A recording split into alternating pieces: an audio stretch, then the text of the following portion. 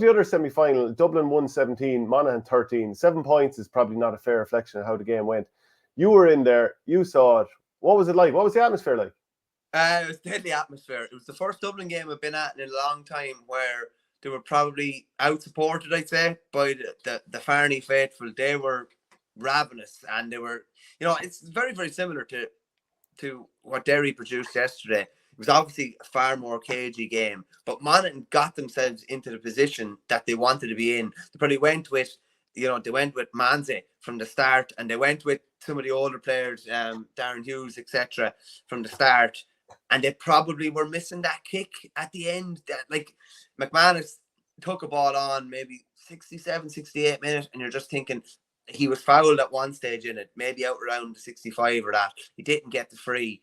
I thought the referee's hand would have went up, but it didn't go up, and he just stayed going. And it looked like he knew he needed to take on a point himself, but he couldn't shake the Dublin defence, and he just looked kind of goosed kind of thereafter. But I thought he'd a deadly battle with Mick Fitzsimons. Probably got the upper hand in the second half, but Fitzsimons had probably had the upper hand in the first half. And I was looking at it as well. I took a picture at one stage. It was like, 35-year-old Conor McManus standing at the edge of the square, being marked by 34-year-old Mick Fitzsimons with 41-year-old Stephen Cluxton in behind, and about 80 yards space in front of them. I swear to God, there was about 80 yards in front of them. I was just thinking, this is mad. Like, kind of probably thinking that neither of them wants this much space in front of them, regardless of age. But Monaghan delivered a brilliant display, and they were just, I don't know if it was fatigue or whatever, but there was a couple of big turnovers just after the hour mark, just nearly on the hour mark, and the game kind of turned on that. And Brian Fenton roared into it, James McCarthy roared into it. Brian Fenton as well. His shots to scores ratio has to be unbelievably high. And he never shoots off the back foot. He's always on the front foot shooting. He's always in a really comfortable position when he shoots. He's never under pressure. He's never leaning back or anything like that. But he came good when he was really, really needed. And McCaffrey, obviously, as well, kicked the point at the very end when he was needed too. Made a couple of his incisive enough runs. But just that bit of nous and that bit of experience of the Dubs, and the greater power probably from the bench as well, realistically.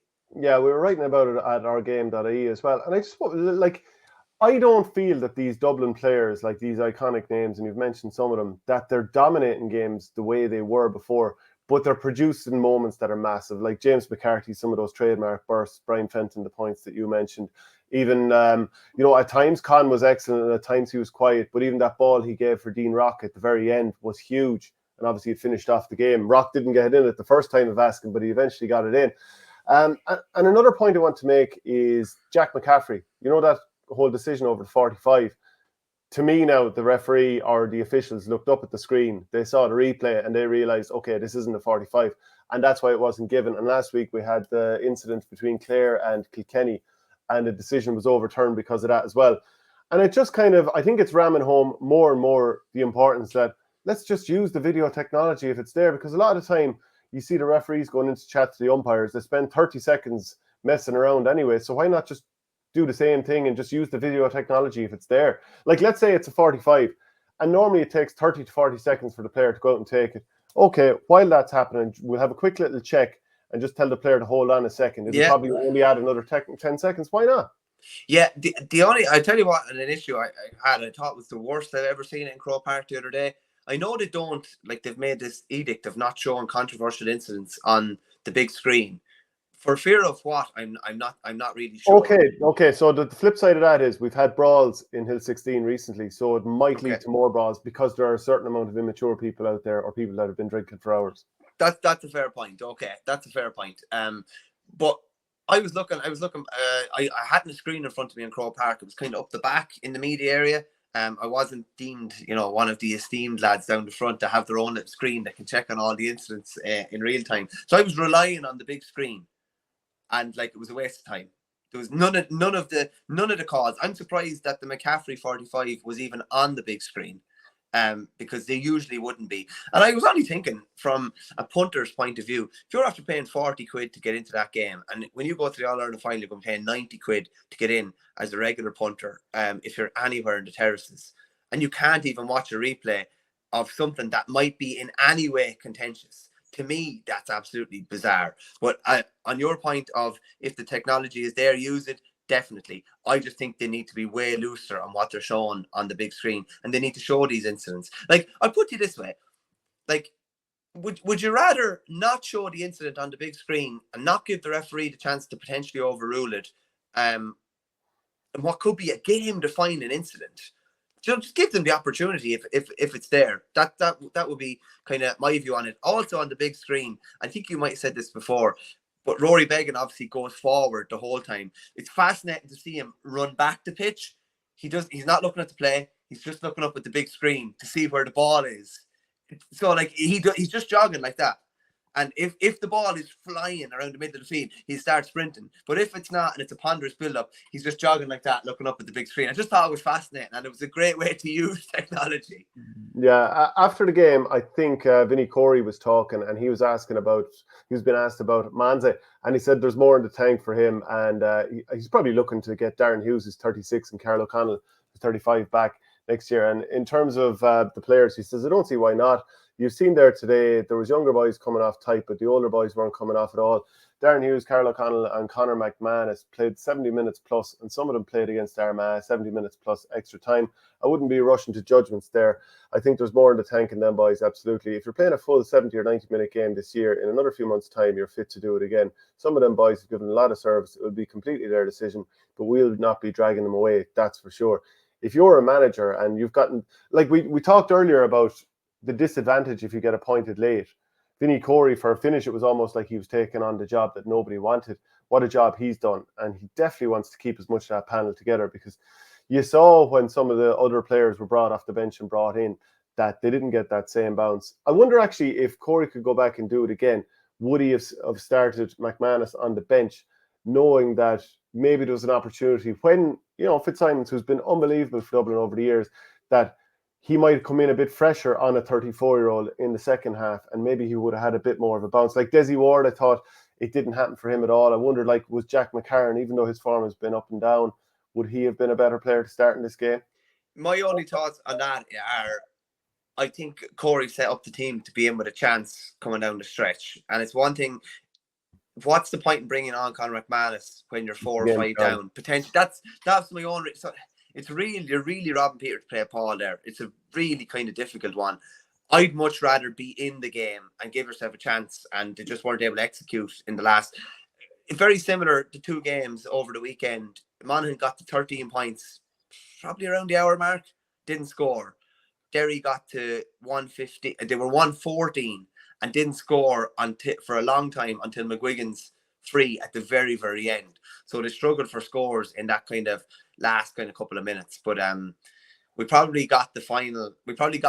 Listen, Derry and Monaghan people obviously will disagree, but I think most neutrals got the final that they wanted. We're obviously in the colours here today as well. It's one of the great GA rivalries. No point in saying any different. You have a Kerry team coming, like it has set up perfectly. If you look at it from what the Dublin want to achieve this year, they wanted to right the wrong with Mayo in the quarterfinal. They maybe wanted to right the wrong with Monaghan in the semi-final for the team that relegated them from Division 1.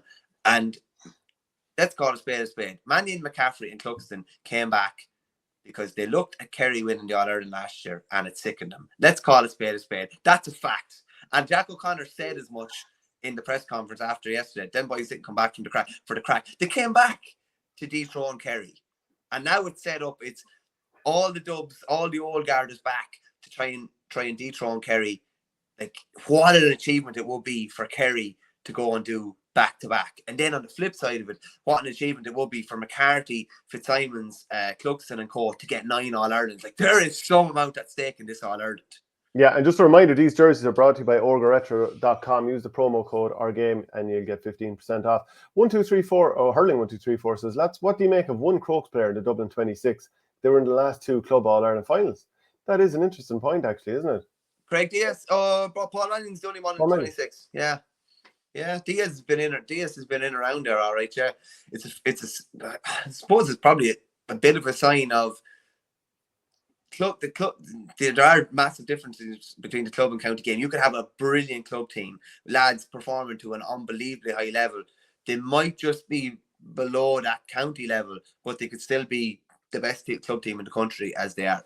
Yeah, well, like it's obviously good for the club to have them together for an extra maybe 5 months. But then you look at the likes of Shane Walsh and his form this year, and maybe it's a different reason that he didn't get to the same heights. But if you're together with the club for as long, is it difficult to then get back and gel in with the county team who've probably been training at a higher intensity for a while?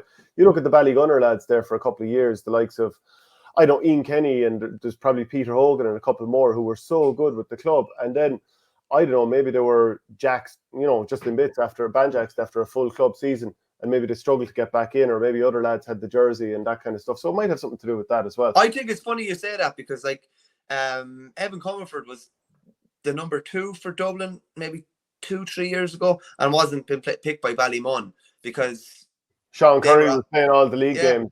Yeah, he was playing all the league games, and you're like, keeper is so integral to what we're doing. All the kick-out strategies. It's kind of difficult to have a lad rocking back in for 3 or 4 weeks before championship and have any sort of a structure in play. So I often thought with Ballymun in particular, I think that 5, maybe 6 involved at different stages, that they were one of the clubs that would have been hurt most. And maybe it's no coincidence that Crokes are going so well now because they're not relying on a load of county players. Obviously outside of Walsh and Mannion. Yeah, so just the scores for Dublin in that match. Cormac Costello scored 7, 4 of those were from place balls. Dean Rock scored 1-1. Conor Callahan and Paul Mannion and Brian Fenton, they got a couple each. And then Paddy Small, Lee Gannon and Jack McCaffrey. Manze scored 5 for Monaghan, one of those from play. Rory Began with 3 45s. Stephen O'Hanlon, Micheál Bannigan, Mohan McAnespy and Jack McCarran, they all got a point each. Desi Farrell said afterwards, I'm sure a lot of people, myself included, were wondering whether it was going to happen or not with 10 minutes to go. We backed ourselves if we were in that position, that having those types of players on the pitch at that stage would be a huge help. It proved to be the case today. On another day, it may not, because those senior lads are a little bit older and you never know. Every game takes on a life of its own. But today, it definitely worked for us. And just in terms of the old guard, he was saying you can't coach it, you can't give it to young fellas. They're brilliant, they're full of energy, they want to be involved, they want to be part of it. There are certain things that life experience teaches you. How to close out big games, like that is one of them. We're fortunate to have that type of experience and depth in the squad. Like that sort of stuff. It's just staying cool under pressure. I think that's a lot of what it means, that you don't start looking up at the scoreboard too much, that you don't get panicked when the other team gets a score, that you just keep going, keep doing the things that got you there in the first place. Yeah, I'm paraphrasing, but Kieran Carey had a good one last Thursday where one of the older Limerick lads had said to him, like, the coolest man in the room always prevails, or the coolest man in the pitch always prevails. Something paraphrased somewhat. But if you're able to stay cool in those kind of really, really frenetic scenarios, like the Dubs did on Saturday and like Kerry did on Sunday, you'll usually prevail. But I think it just, that adds further spice. What is it going to be? The Dublin experience that gets them through the final, or is it going to be Clifford and Co to do back to back? And I think Kerry have had a problem generally with back to back, haven't they? Like if you look at 6-7 was the last time. Yeah, they were beaten in 15 after they won it in 14. They're back in the final again, and they encountered a fair bit of turbulence yesterday, but still managed to get through it. And their squad depth looks really good. I think Killian Spillane will be back to the final as well. I think Jack O'Connor said he'd only 3 pitch sessions or something done, but he'll have another 4 or 5 under his belt for the final. So I think he's the last. Is Killian Spillane the last man to score a championship goal on Cluxton as well, who has now 13 championship clean sheets in a row. 2019 drawn All-Ireland final is the last goal he conceded, which is nuts. That is nuts. Okay, let's go, and actually just want to bring this up as well. People talk about the iconic Clifford and whatever. If you want to go to ourgame.ie, ourstore.ie, we've got all sorts of t-shirts there, including this brilliant t-shirt there. The fact that it's in the Kerry colours as well is perfect, like. Yeah.